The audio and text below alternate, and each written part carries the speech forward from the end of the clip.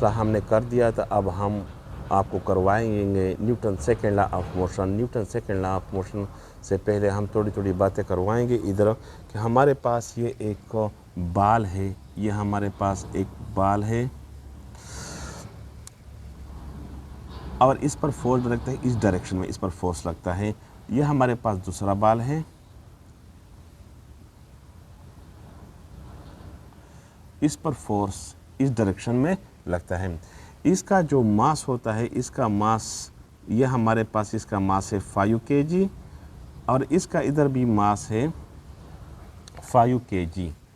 5 kg इसका मास क्या है? 5 kg।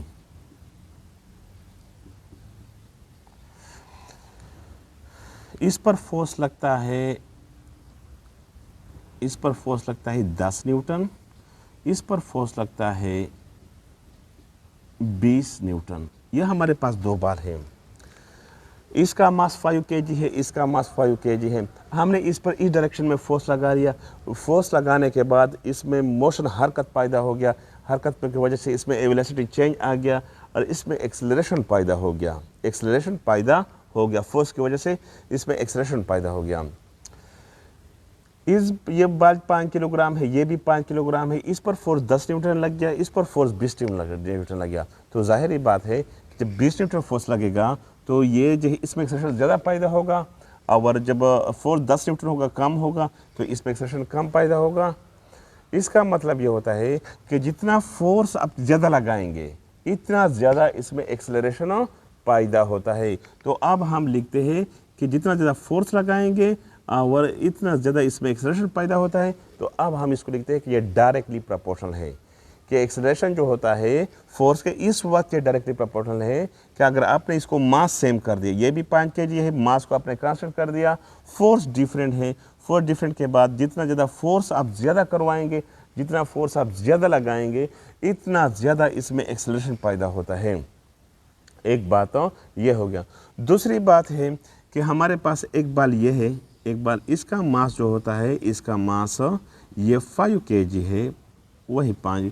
इसका हमने थोड़ा सा बड़ा बाल बना दिया, ये बाल, ये थोड़ा सा बहुत ज़्यादा बड़ा बाल बना दिया। इसका मास है 15 kg। इस पर फोर्स जो है, इस पर फोर्स अमल करता है 10 न्यूटन, इस पर भी फोर्स अमल करता है F2, ये भी इस पर 10 न्यूटन। इधर हमने फोर्स कांस्टेंट कर दिया और मास को हमने डिफरेंट ले लिया। एक मास 5 किलोग्राम है, एक मास 15 किलोग्राम है। आप ज़ाहिर देख ले कि ये वज़न में भारी है और यह वज़न में हल्का है। तो जब आपने इस पर 10 न्यूटन का कोत लगा लिया, ये 5 kg है, इसमें एक्सेलरेशन आप ज़्यादा पैदा करवा सकते हैं। तो बाल मास कम होगा, एक्सेलरेशन क्या होगा? ज़्यादा पैदा होंगे। इधर हमने बाल को बड़ा कर दिया, 15 किलोग्राम बाल कर दिया, वही 10 न्यूटन फोर्स आपने लगा लिया जिस तरह इसमें। तो इसमें आप कम एक्सेलरेशन पैदा करवाते हैं। आप बाल को बढ़ाएंगे, मास बढ़ाएंगे, बढ़ने से एक्सेलरेशन क्या पैदा होता है? कम पैदा होता है।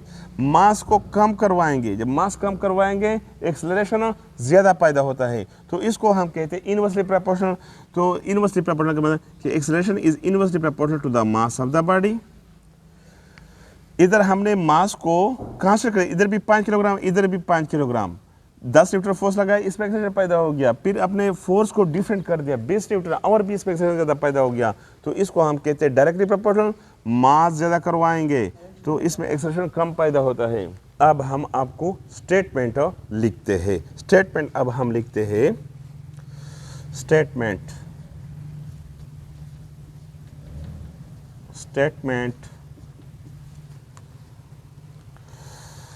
whenever when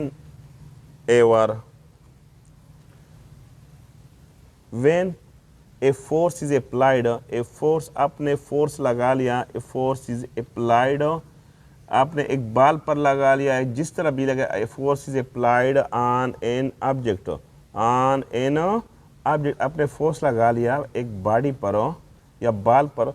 अब देखो ना, मैं इस बाल पर फोर्स लगाऊंगा, फोर्स लगाने के बाद ये इस तरह ये हरकत करता है, इस तरह ये घूमता है। तो इसको हम कहते हैं एक्सेलरेशन पैदा होता है। आप देखो ना, मैं फोर्स लगाऊंगा इस पर, ये इस तरह चला गया मतलब ये फोर्स लगाने के बाद इसमें क्या पैदा होता है, एक्सेलरेशन।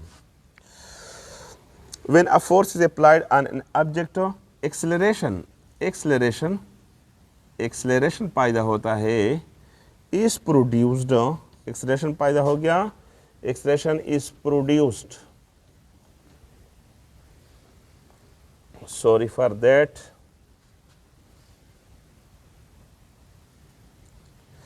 is produced, एक्सेलरेशन पैदा हो गया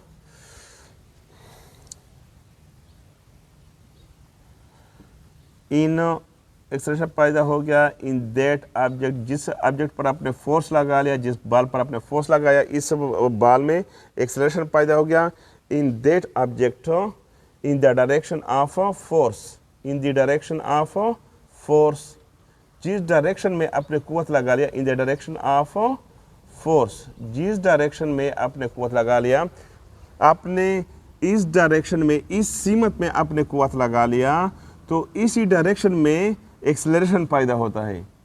अगर आप बॉल पर इस तरह कुव्वत लगाएं, नीचे की तरफ कुव्वत लगाएंगे तो एक्सेलरेशन भी नीचे पैदा होता है। अगर आपने बॉल पर इस तरह ऊपर की तरफ आपने फोर्स लगा लिया तो ऊपर की डायरेक्शन में इसमें एक्सेलरेशन भी पैदा होता है। In the direction of force acceleration is directly proportional,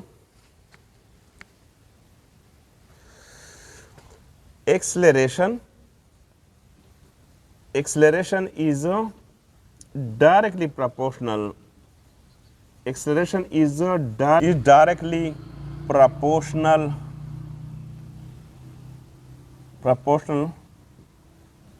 directly proportional to the force, force का क्या है, मैंने आपको लिखा था, and inversely proportional to the mass of the body, and inversely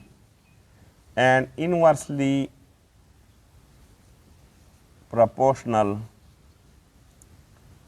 and inversely proportional to the mass of the body, to the mass of the body, body के मास का क्या है, इनवर्सली प्रोपोर्शनल। इस तरह मैं मैथमेटिकल लिखता हूं, मैथमेटिकल कि A directly proportional to the force, A inversely proportional to the mass of the body. इसको मैंने इक्वेशन 1 का नाम दे दिया, इसको मैंने इक्वेशन 2 का नाम दे दिया।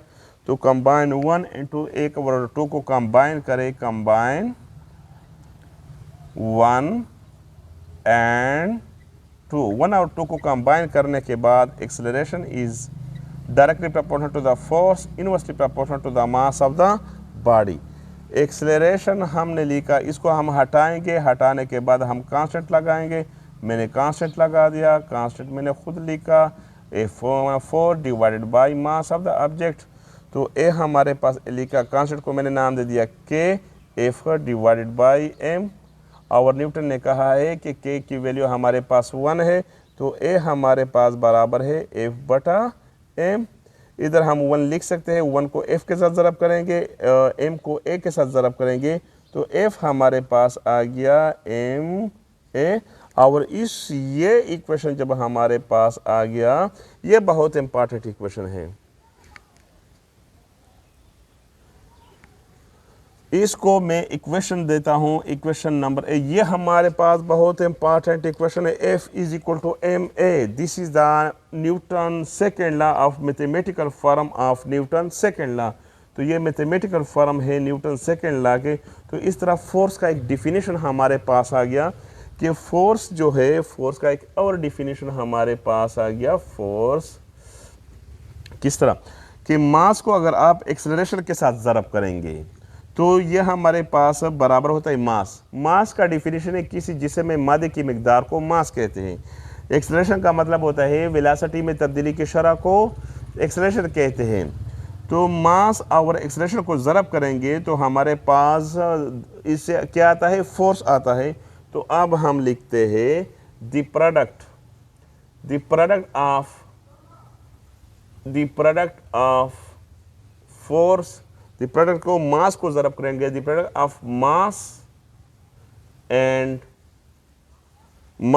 एंड एक्सेलरेशन,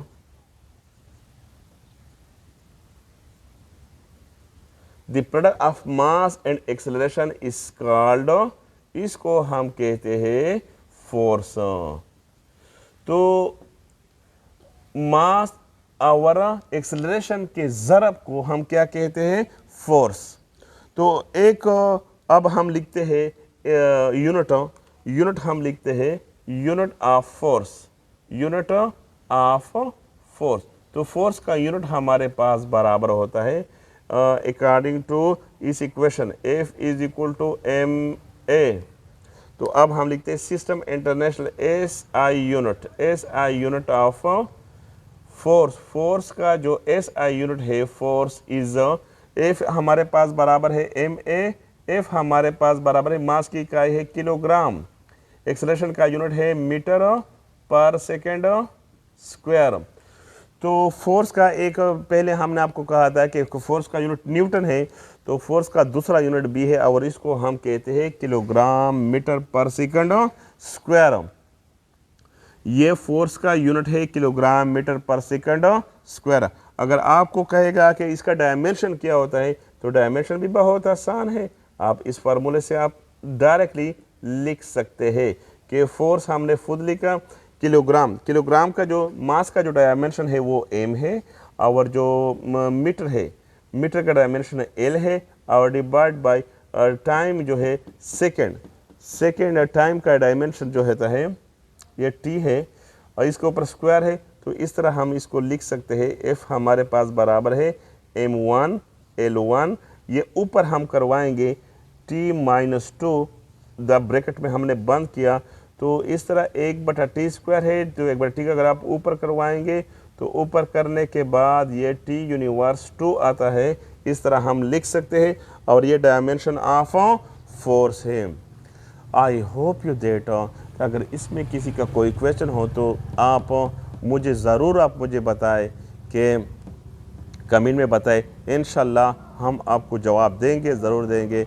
इसके बाद हम स्टार्ट करवाएंगे Newton third law of motion, वो